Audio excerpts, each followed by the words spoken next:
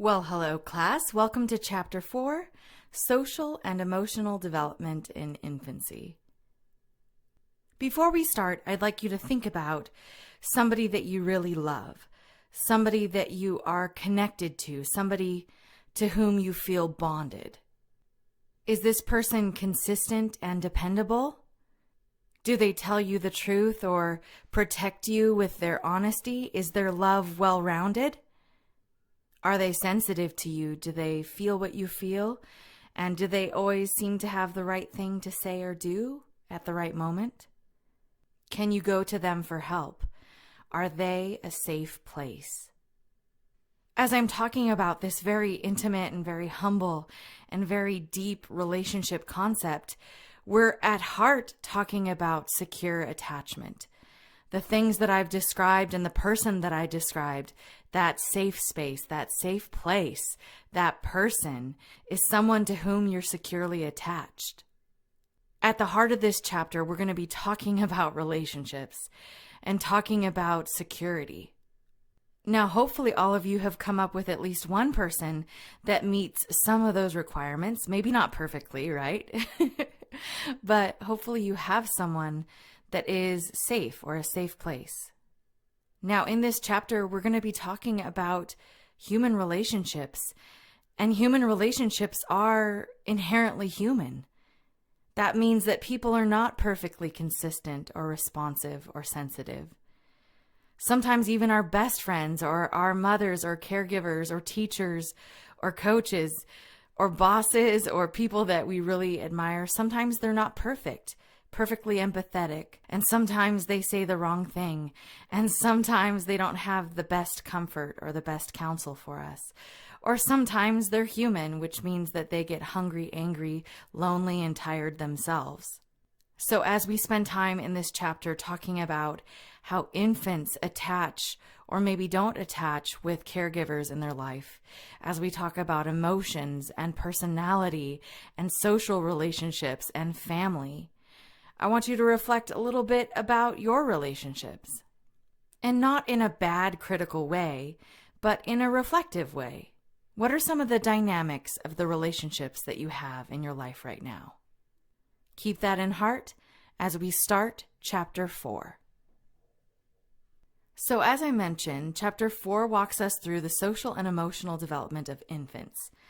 We are essentially in this first unit walking through conception to about 2 years old, 24 months old. So this unit has really taken us through quite the journey. We've had conception and prenatal development, labor and delivery. We brought our newborns home and we saw them grow and flourish in the first year. And then they started walking at some point and they were toddling, right? They became toddlers. And this unit gets us up to 24 months. They're not in school just yet, but they have grown so much in these first 2 years of life. This chapter, therefore, is going to cover some of the social and emotional elements that we weren't able to cover in Chapter 3, which was physical and cognitive. So this chapter is really going to talk a lot about the social and emotional lives of babies. We're going to walk through emotional development, personality development, and spend a good amount of time talking about attachment and attachment theory. We'll also talk about some special considerations for social skill development in infancy, as well as end our time together with some final statements wrapping up this first unit, talking a little bit more about caregiver quality. Okay, let's get started. In regard to emotion, we first need to define terms. What's an emotion? Well, an emotion is a feeling or an affect that occurs when a person is in a state or an interaction that has some valence, that has some importance to him or her. That's a pretty fancy way of saying what you already know, is that emotions are feelings. Now, if we had to try to describe what emotions were to a robot that didn't have emotions, we would need to be pretty specific about what the usefulness of those emotions could be, or what the intended purpose of them involves. Now, emotions are so important. They're wonderfully human in a lot of ways. They're beautiful at times, and sometimes they're really difficult. Our systems are able to have capacity to hold multiple conflicting emotions all at the same time. And certainly, for each and every one of you, I don't know the inside working emotional life that you're experiencing right this very second. But I can certainly presume that you have multiple things that you are experiencing. Maybe you're excited to finish this unit. Maybe you are finishing a paper in a class or finishing a paper in this class. Maybe there are things that you're really proud of yourself about. Or maybe even in tandem, there's other things going on that you're processing at the same time.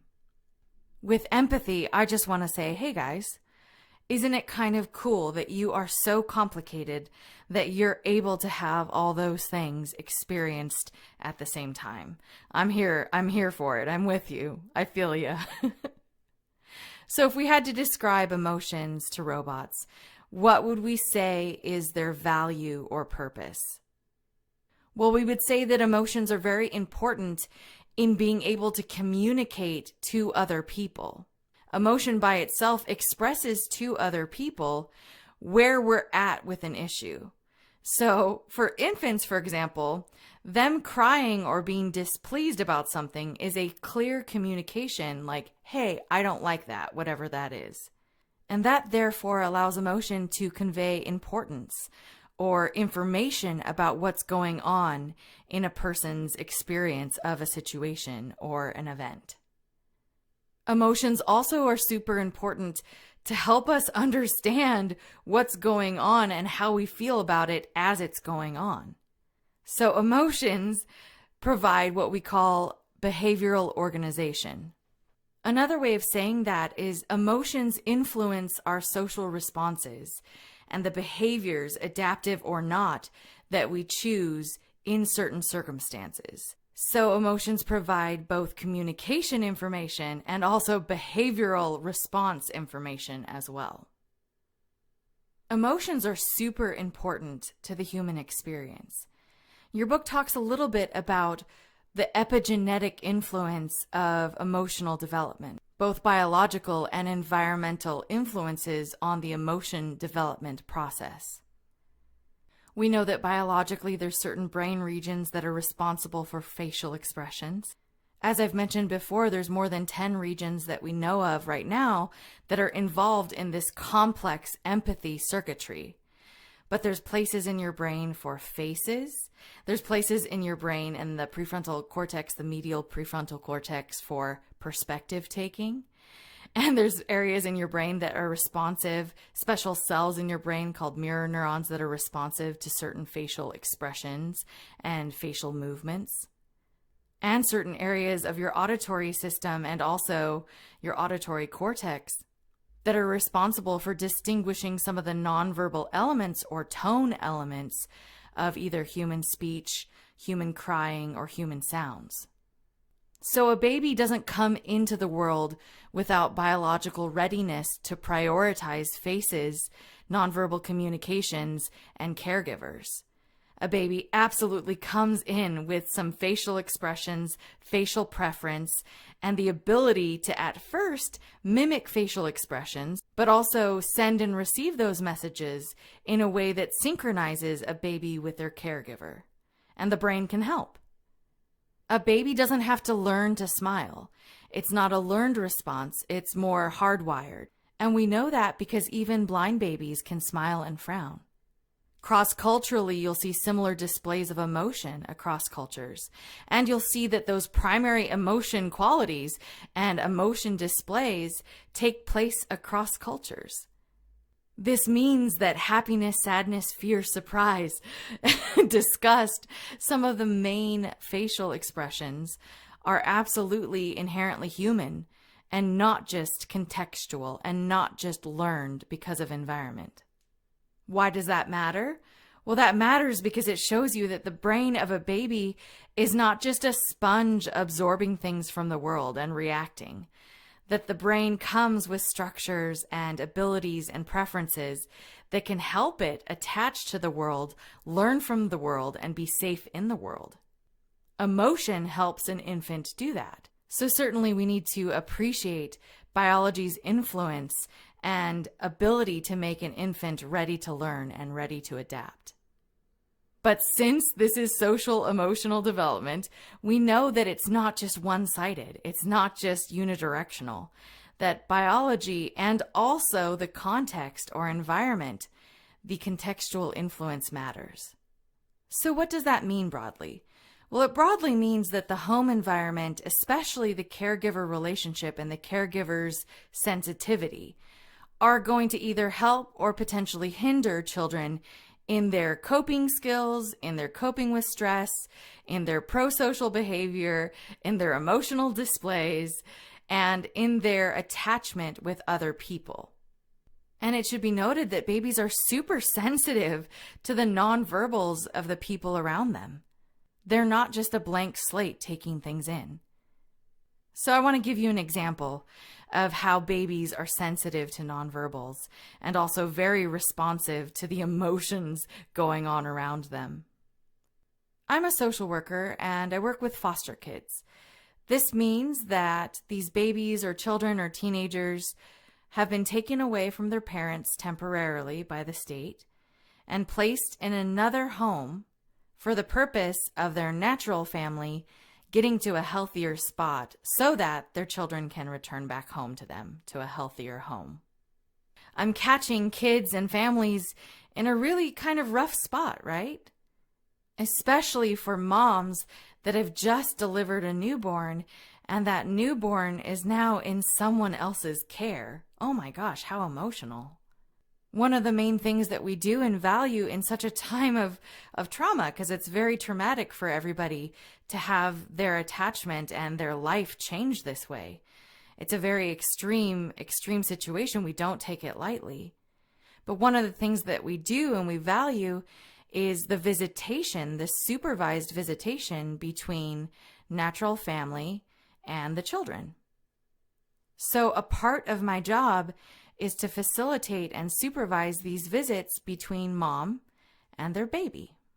And I've seen it time and time again for over a decade, that the mood in which the mother enters the visiting space, the place that she's at emotionally, will tremendously influence the emotional tone and the emotional behaviors and the general behaviors, internalizing and externalizing behaviors of the children during and after that visit.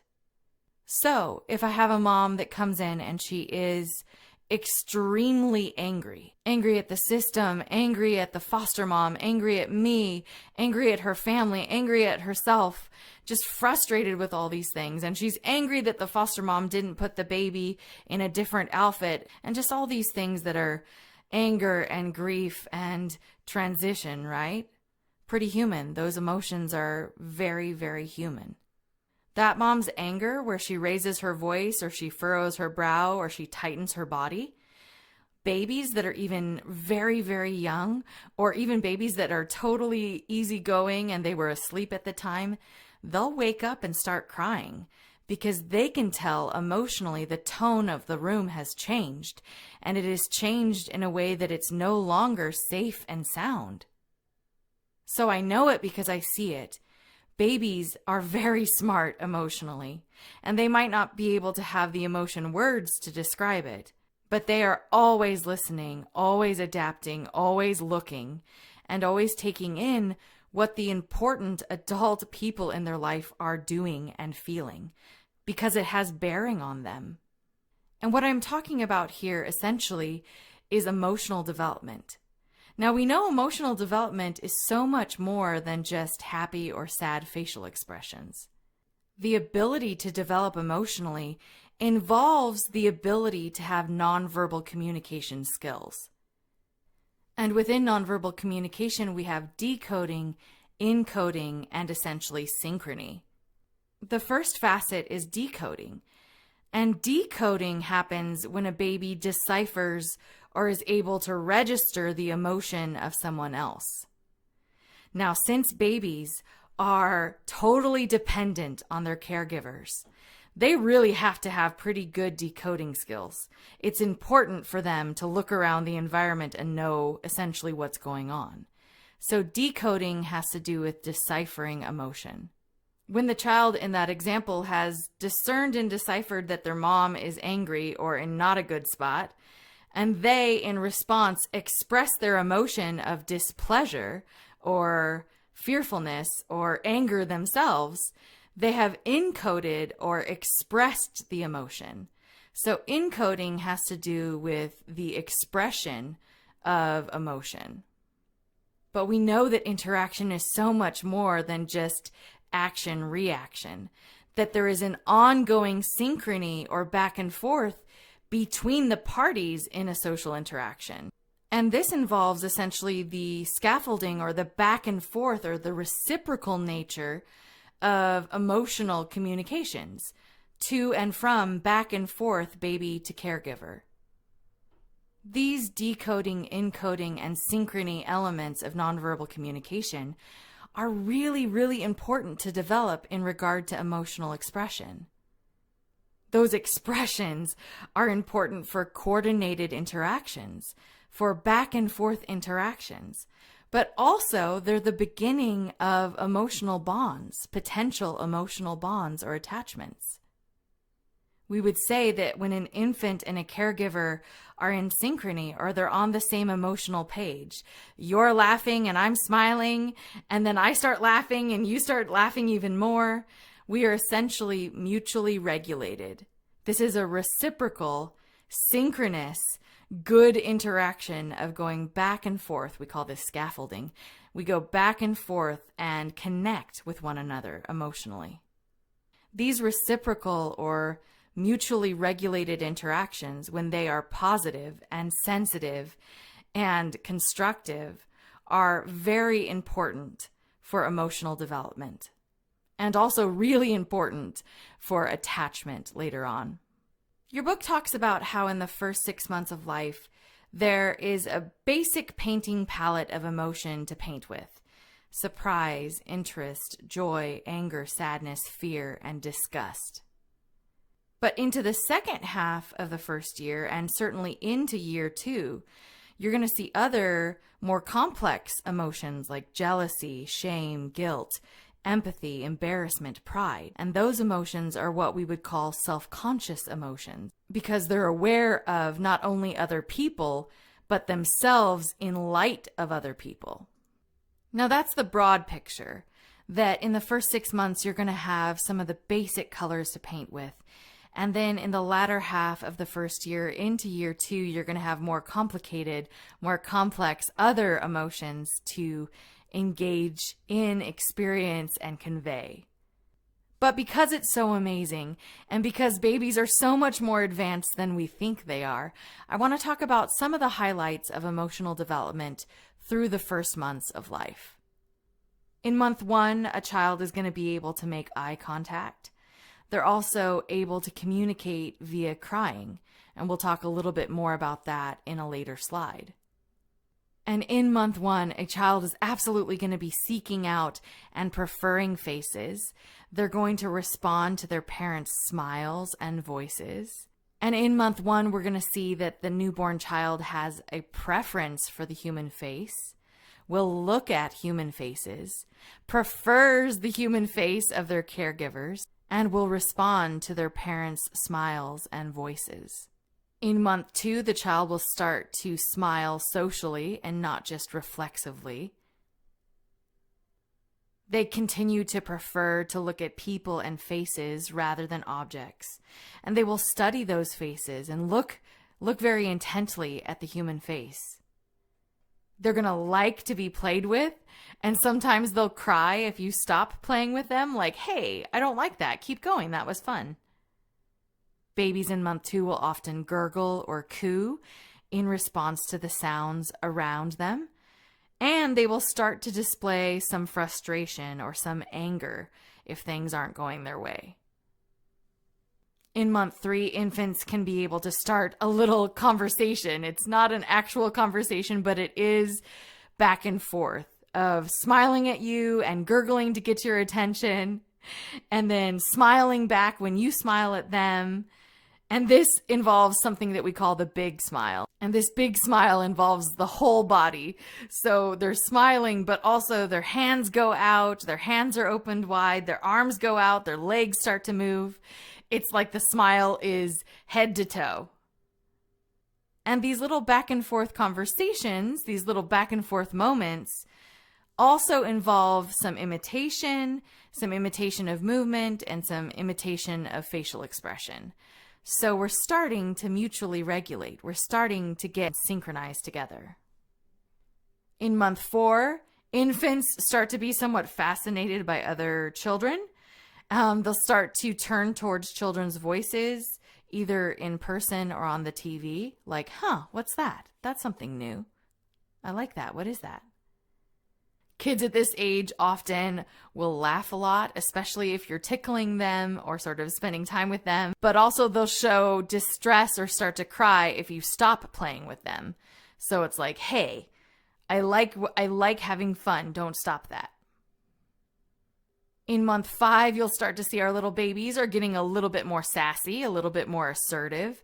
Assertive in their movements, assertive in their vocalizations, assertive in their communication of what they want. So if they want to play with the blue monkey that's sitting just off to their left, and you keep trying to give them the pink bunny, they might be very, very assertively no, put their hands down, cry, give you the face and the look like, no, that's not what I wanted. And a lot of that assertiveness has to do with playtime, as playtime becomes work time and fun time and everything to them. They like to play during mealtime. They like to play when they're awake. They're just taking in the world and starting to form some opinions about it. And within that, they can start to differentiate between family members like their parents, caregivers, and siblings from strangers, so they can start to notice the difference. Around the time of month 6, you'll see babies are very responsive to their own name. They will start to coo for pleasure to show that they're happy, and continue to cry or cry differently when they are displeased. They're making other sounds like grunts and squeals, and they're using their vocal cords a little differently. At this point, they're not going to be able to focus on a toy for a really, really long time, but what they never tire of is you engaging with them and you interacting with them face to face. Around this age, around month 6, you'll start to see the formation of temperament, or a general style of pre-personality that we'll talk about a little bit later in this lecture. And that gives parents information about the general patterns and general preferences of their little baby. Around month 7, the infant's going to start to understand no. They might not like it, but they start to sort of understand what that means. In this time, they're able to express anger even more strongly. So we're seeing some of those expressions be more developed. Social interaction is so important at this age, and they're going to absolutely try to mimic adult sounds. So even our little 7-month-old can have these back and forth conversations. Now, are they perfect adult conversation with perfect grammar from one party to the next? No, but the feeling of the conversation and the cadence and the inflection and the mimicry can go back and forth. Very cool, very awesome, and very cute to see.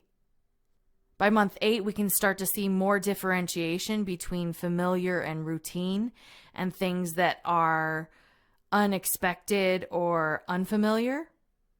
At this time, the child might become and start to become anxious or shy around strangers, as they start to realize that there's a world that involves some different objects in it. And they don't have object permanence perfectly just yet, but that system wants to try to make sense of the familiar and the unfamiliar. Children that are around 8 months old will absolutely cry if they're frustrated in grabbing something or frustrated in trying to do something. As their fine motor and their motor skills start to develop, they still will sometimes want things more than they can actually achieve them or grab them. So there'll be some cries of frustration as they try to navigate the world with more movement now. In month 9, they're going to continue to prefer to play near their main caregiver and be kind of near mom or near dad as they play. They can start to imitate some of the gestures of people around them. So their mom holding a phone, and they can sort of imitate holding the phone. Their visual recognition and memory are starting to get better. So they can follow with their eyes, they can look at the correct picture when an image is posted and you go like, where's mom? Or where's kitty? They can look and start to pick out the correct ones because they're remembering and recognizing better.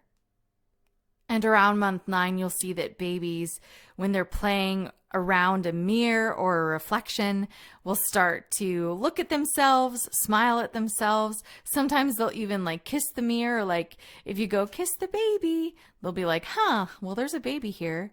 I think this baby might be me. Mwah. They're fascinated by their reflection. By month 10, separation anxiety might start to begin.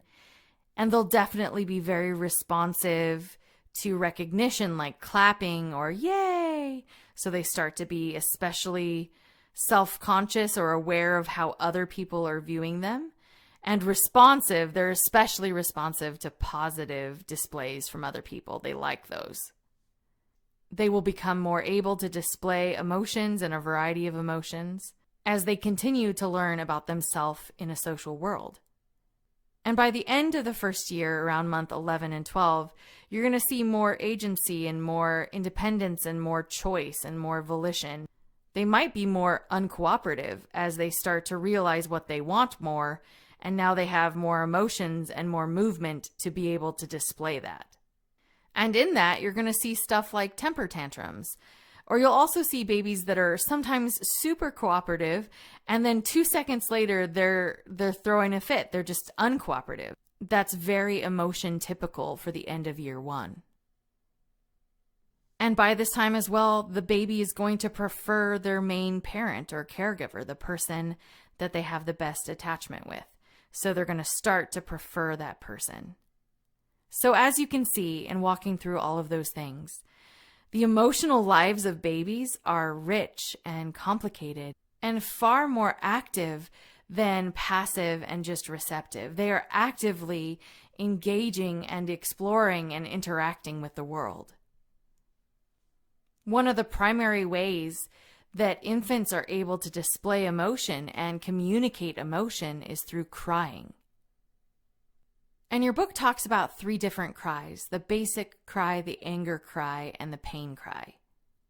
So the infant's not able to just have a full-blown conversation and say, "Hello, mother, my diaper is wet. Can you change it now? Thank you and please." But they are able to cry and say, "Hey, basic cry, something is happening, come attend to me." And hey, if a long time went by where that diaper wasn't changed, they might start to get pretty angry in their cry and indicate the severity of this situation has increased. Please attend to me.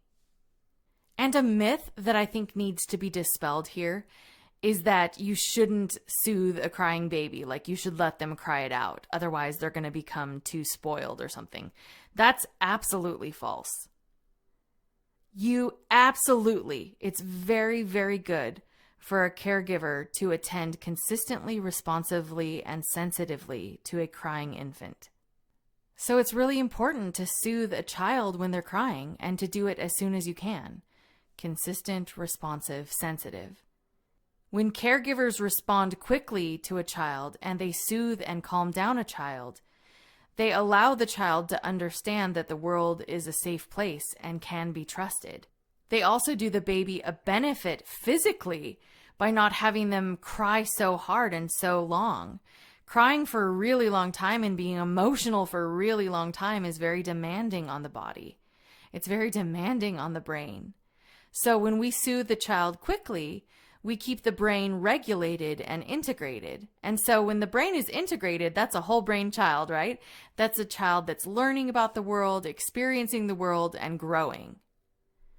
But when we let children just cry and cry and cry, they're not focused on brain growth. They're dysregulated. They are upset. They are tired. Their body is getting tired. Their resources are going somewhere other than development. So for biological reasons, physical reasons, cognitive reasons, social reasons, and emotional reasons, it's important to meet the needs of a crying infant. On this slide, you'll see basic cry, anger cry, and pain cry. The 3 different cries have 3 different feelings to them.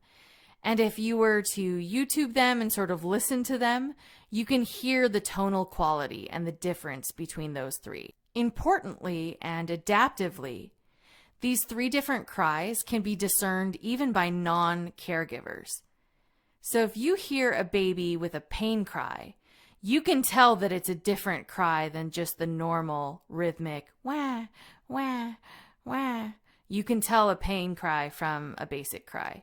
And this is important. You don't have to be the mom to note, uh-oh, something's going on there. What's that? That I should look into that. You don't have to be the biological mom to be emotionally responsive or discerning of the different cry varieties. Why is that important? Well, that's important because these things are keeping a baby safe. These things, these different cries, are a way of communicating to the world around a child, I need help, I need someone to protect me. And when caregivers especially, but even strangers, can discern the differences in cries or discern what's needed or discern that something's serious, this can provide the baby with more protection for being cared for. Your book also talks about different smiles and smiling behaviors. These would also be under the umbrella of emotional development. We have the reflexive smile and the social smile. So the reflexive smile, which is very, very early on, babies when they're asleep, you'll see them smiling. It's so sweet. It is so awesome. Really great. That reflexive smile, it's a smile that's not occurring in response to an external stimulus. They are just biologically smiling. That's what their face is doing at rest. But quite quickly, we also see another smile added to the emotional repertoire, and that is the social smile. And a social smile is a smile in response to an external stimulus.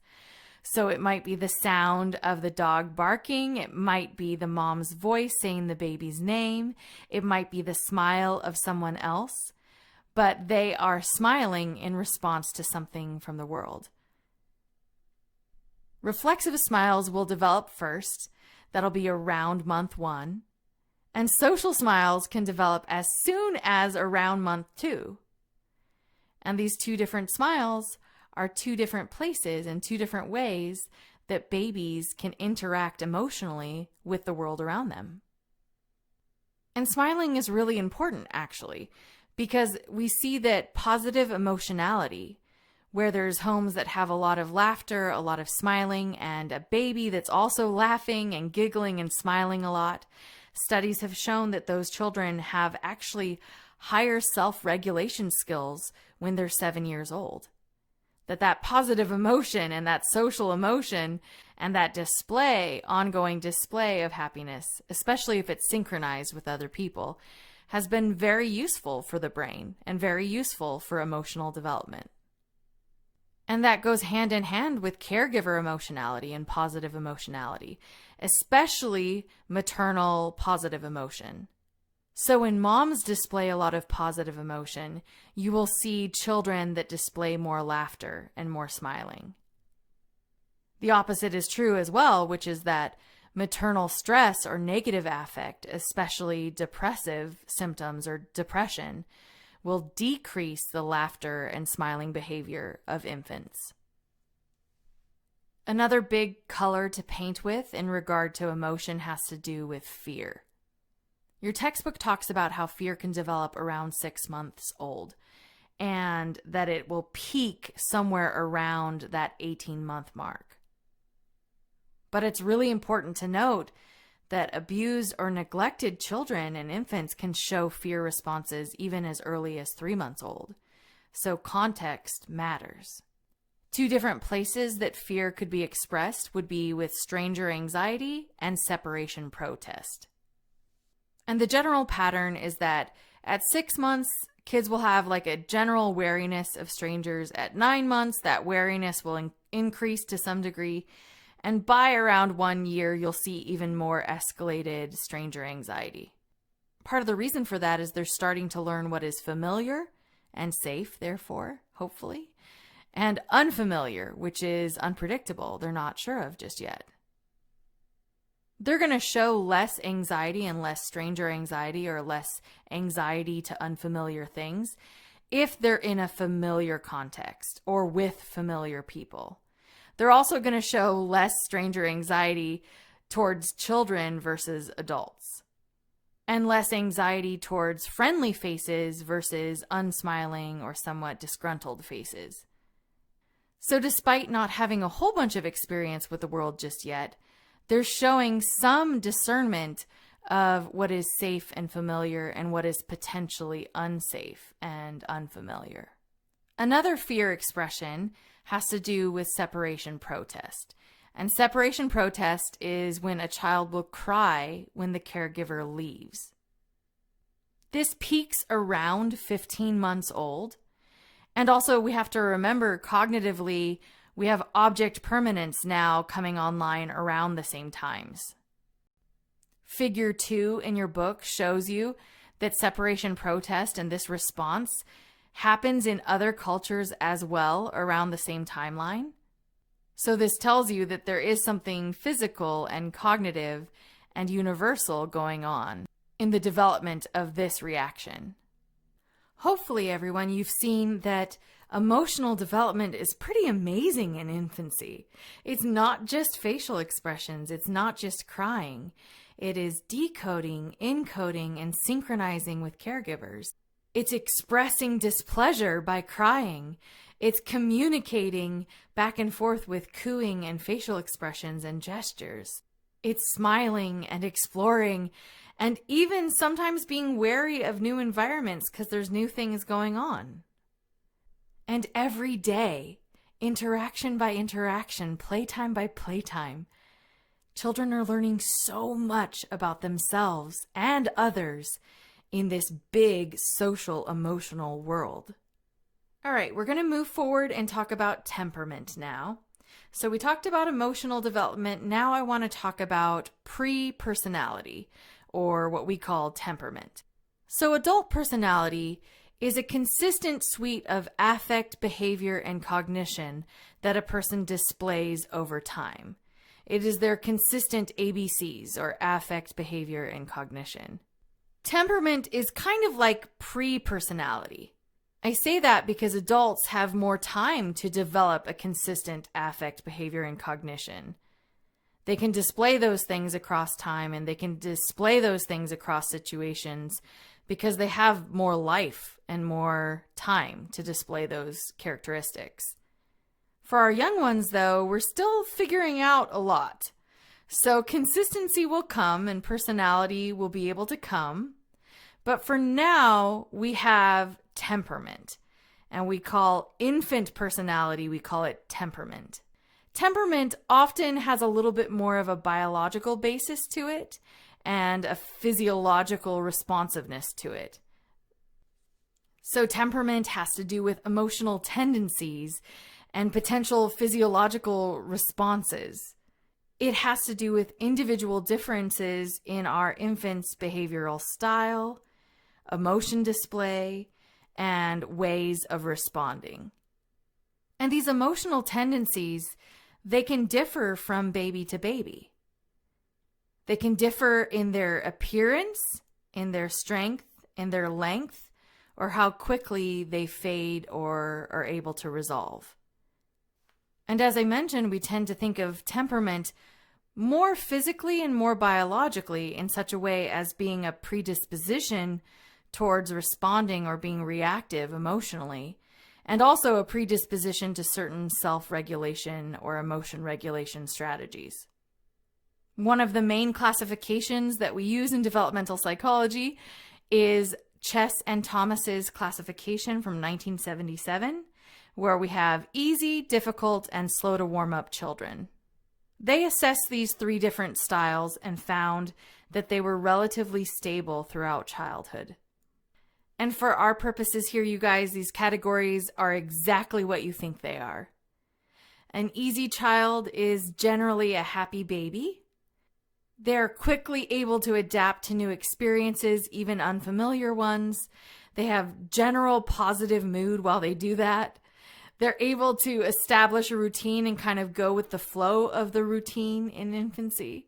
And if you have to transition this child from nap time to running to the store really quick, all in all, it's going to be pretty easy. They're going to be pretty happy and just glad to be with you, and they make transitions pretty well. Most children get classified as easy, and this is just a happy baby, a normal happy baby. Generally kind of okay with new experiences, making their way, figuring it out, excited to be here. A difficult child, however, is not happy with what's going on in general. They tend to react negatively and cry rather frequently. They're really slow to accept changes in routine, and they don't like change in that way. So this difficult child, if you had to wake them up from a nap and run to the store, they would not go with the flow. They would absolutely maybe be rigid as you're trying to put them in the car seat, trying to make it difficult for you. They might have a frown on their face. They might cry when they're in the store. They might even cry when you get back home, just to express the displeasure of the routine being not what they wanted. Because they're somewhat difficult, it's harder to put them on a routine schedule or a daily routine. With an easy baby, you're able to kind of do a daily routine or adapt the routine quickly, but they also adapt to that routine rather effortlessly. Whereas a difficult child is really hard to put on a consistent routine because they themselves are pretty inconsistent day to day. Playtime yesterday at 2 after the nap might have gone really well yesterday. But today, no matter which toy we provide, the same toy that you liked so much yesterday, the same time of day, they're just not having it. It's just not working. As you can imagine, parenting a difficult child is difficult. And since child and caregiver are not just separate entities, they influence one another, they're mutually regulated, they have influence. A difficult child can sometimes make for a pretty impatient or pretty frustrated caregiver, which can make the child even more difficult. So caregiving of a difficult child really requires a lot of patience, a lot of sensitivity, and a lot of self-regulation from the caregiver.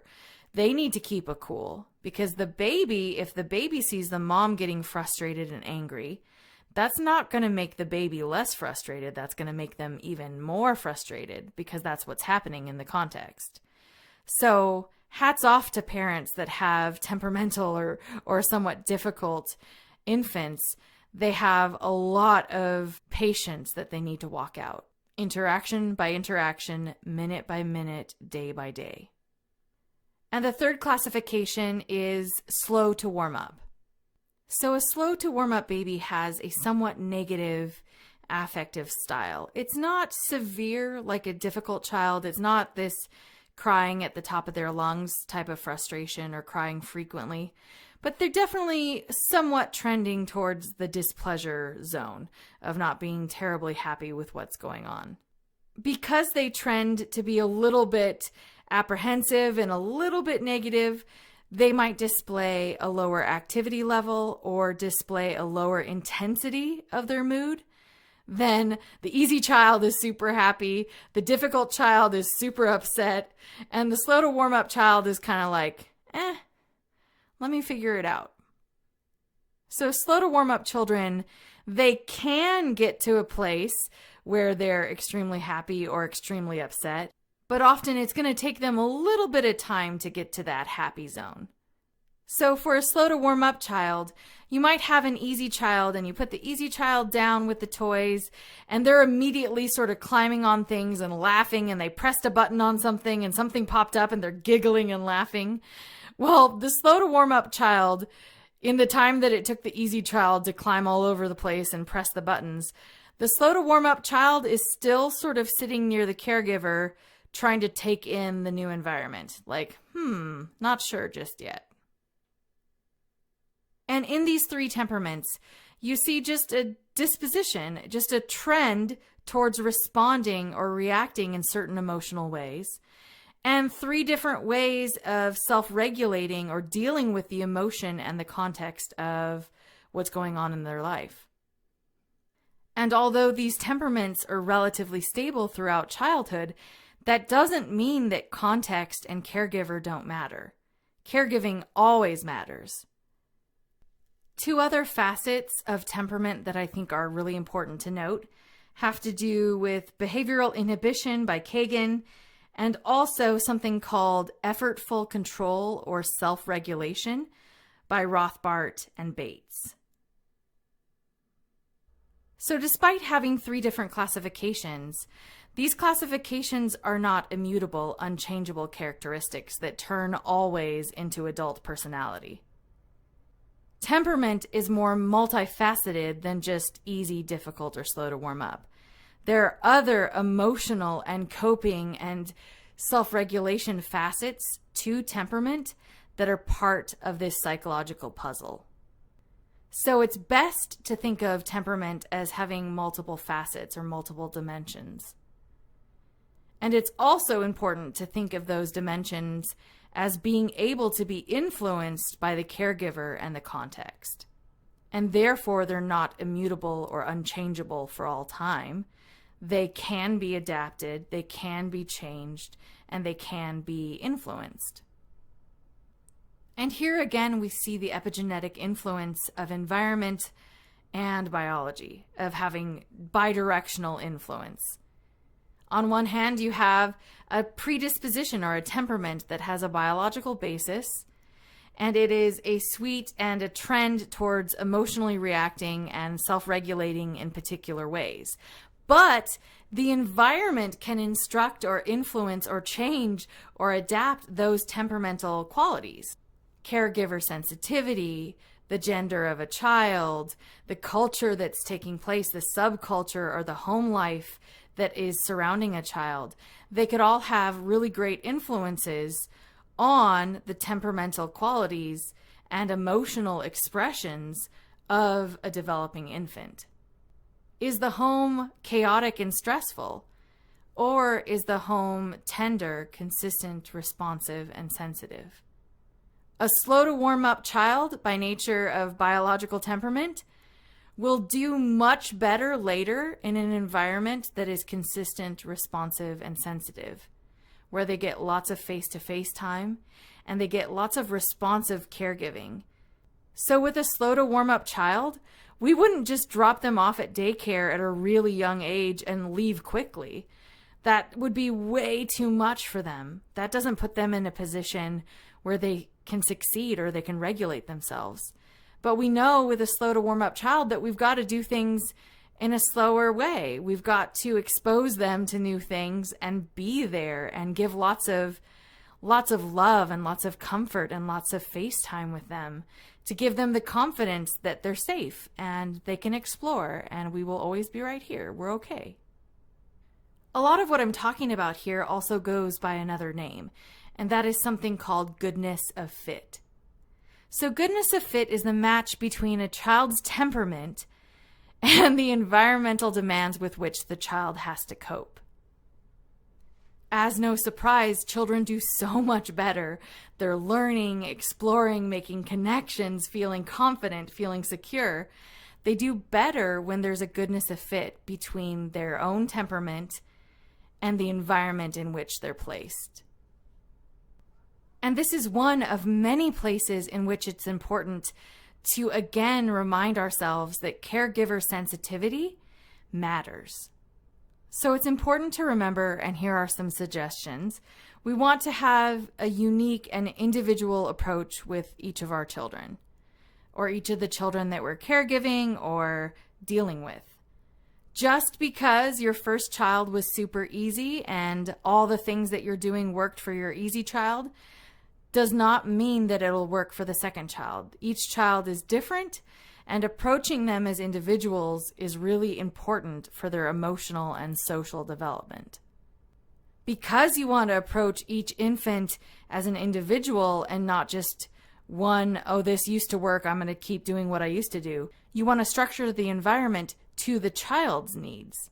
This puts the child in a much better place to learn, to attach, to explore, and to grow.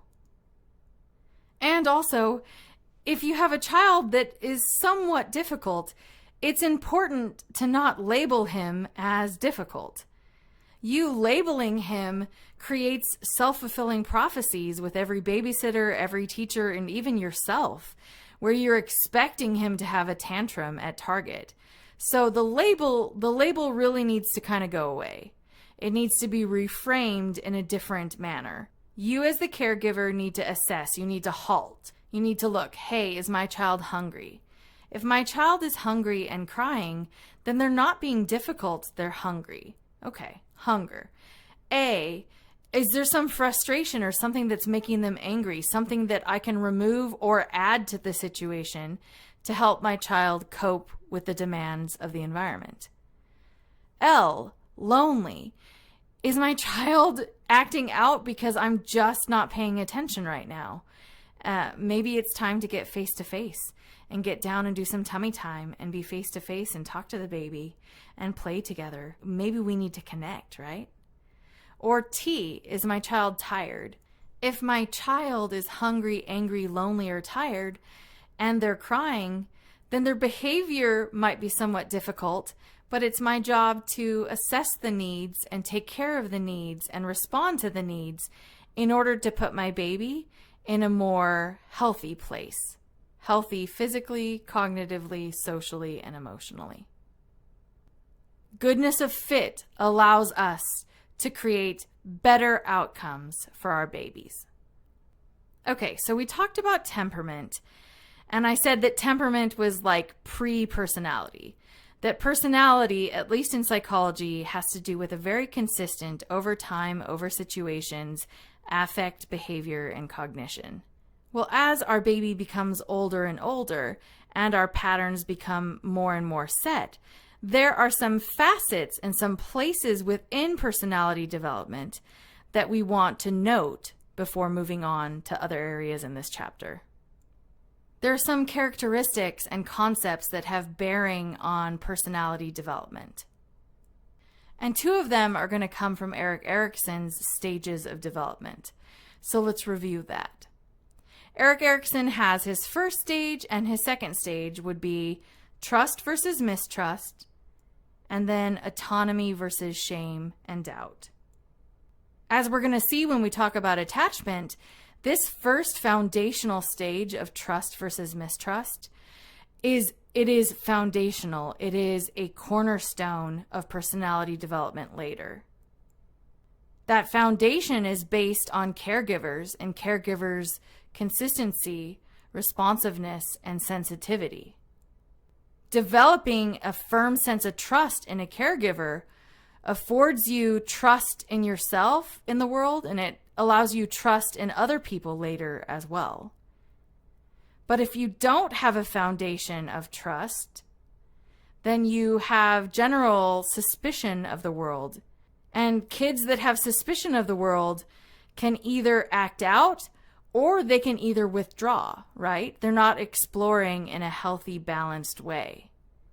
So what we want to do for healthy personality development later for our children is be consistent caregivers and develop their sense of trust. Now, just because you had a good first year of life and you learned trust in one stage doesn't mean that it doesn't come up again in later developmental stages. Erikson's not saying that.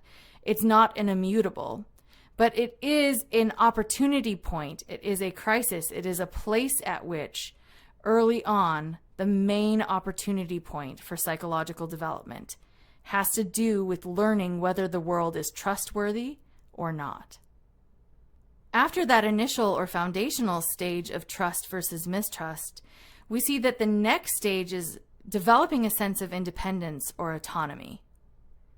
So caregivers can do their children a great benefit here by helping them to develop healthy independence. This is especially true for our toddlers and our 2-year-olds. Developing a healthy sense of autonomy allows a person to feel like they can do things and they can achieve things. If you're not giving healthy, balanced, good boundaried experiences with autonomy, if your toddler's not getting that, then what they're receiving is that you don't believe in them. You have doubt or shame in their abilities. So as hard as it is sometimes with kids this age, if me do it, mine.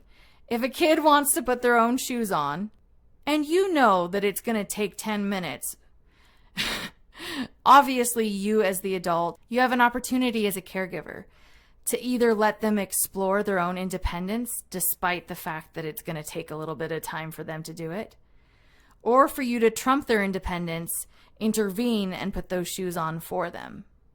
Now, you're not going to let your 2-year-old drive a car, but you could let your 2-year-old try to brush the dolly's hair, the baby doll's hair. You could try, right? You didn't have to take that away from them. They could try to do that. And when they're in the play kitchen, you don't have to cook with all the items for them. You could let them try and let them play. And when they want to put their shoes on or they want to do something, do it. If they want to try to do it, let them try to do it if it's safe to do so. This develops their autonomy. Another characteristic that's going to be important moving forward in personality later has to do with the development of a sense of self. I think it's really interesting that even babies around 3 months old can recognize or be somewhat positive towards a reflection of themselves in a mirror. Now, that mirror recognition gets more and more well-rounded the older that an infant gets. So their sense of self, therefore, becomes more and more finely tuned. The depth of that self-recognition and apprehension, real, true apprehension that that's them in the mirror, that's not just some other really beautiful baby, it emerges gradually and gets more finely tuned into year 2 and 3 of life. That makes sense because as the sense of me and the word me become part of the vocabulary, self-recognition and sense of self, therefore, essentially are coming online. So all in all, what are some important characteristics to personality development later? Some things that we can do now to support healthy personality later? Well, we help develop our child's sense of trust. We give them lots of opportunities for autonomy and their own independent, safe, independent growth. And we also allow them to play and self-reflect and start to understand who they are. Who's that baby in the mirror? Who is that? So let's self-reflect a little bit. Let's take this end of the first part of lecture and reflect on these concepts. What makes a good mom? What makes a good caregiver? What makes a good family member? Do you have consistent and responsive and sensitive friends in your life? Why are those types of people important to your social and emotional development? We learn every year, you guys, that children and babies, they know so much more than we thought that they knew. We're only starting to research their emotional life and their social skills. And every time we do, we're amazed at their knowledge and discernment and capabilities. They're not just passive little lumps of clay that we form. They are active and smart and discerning and sensitive. And if we can create safe places for them, they can change the world. All right, world changers. Well, I'm super proud of you for getting through part 1 of this really important chapter. In the next part of this chapter, we're going to focus on attachment theory. This is a main theme of Unit 1, so it's super important that we spend a good amount of time on it. I hope that you've learned something that you find valuable. I hope that this lecture finds you having a good day. If you get a chance, now is a great opportunity to reach out to someone in your life that is a positive influence on you and just reach out and tell them thank you. Send some love to someone.